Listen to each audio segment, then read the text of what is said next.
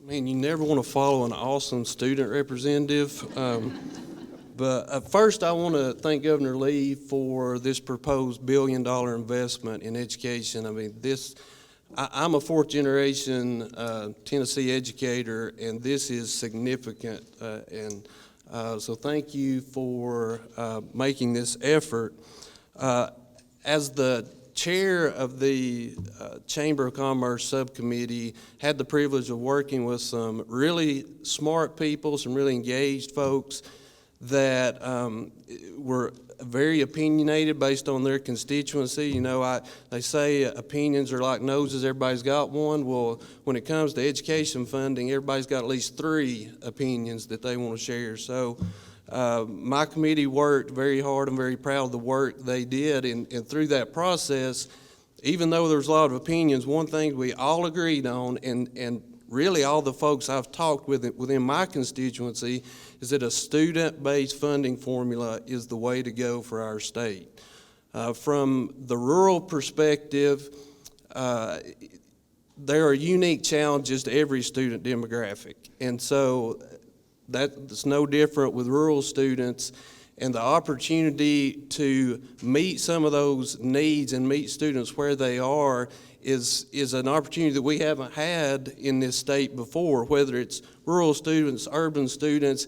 The fact that we're able to have a conversation around just identifying different demographics with unique needs is a huge progressive step for our state that I'm proud of has been at the center of this conversation of a student-based funding formula. From the workforce perspective, there are so many opportunities within our state that we could give our students access to, but even those opportunities are unique in how we approach it. We've got CTE programs that require different levels of funding. So from a workforce perspective, when we're looking at K-12 education in a way that not only acknowledges opportunities, but for once we're acknowledging that those opportunities cost different amounts of money to fund those programs, and the students themselves, the experiences they're going to have, that to me is saying that we are not just talking about education anymore in a K-12 sense, but we're also looking at those workforce needs and being responsive to employers across the state, because that's one thing as a chamber that we've tried to be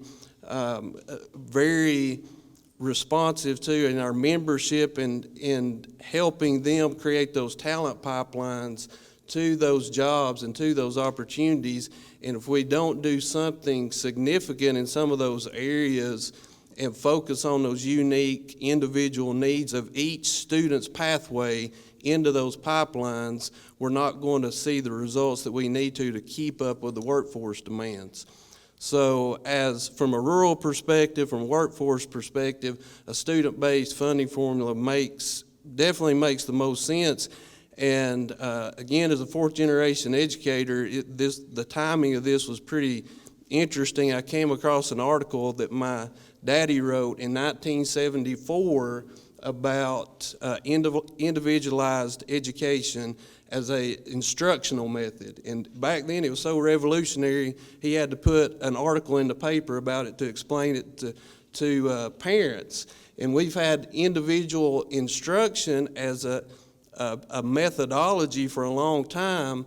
So I think it's also appropriate that we start having individual funding practices to align with that as well. Thank you.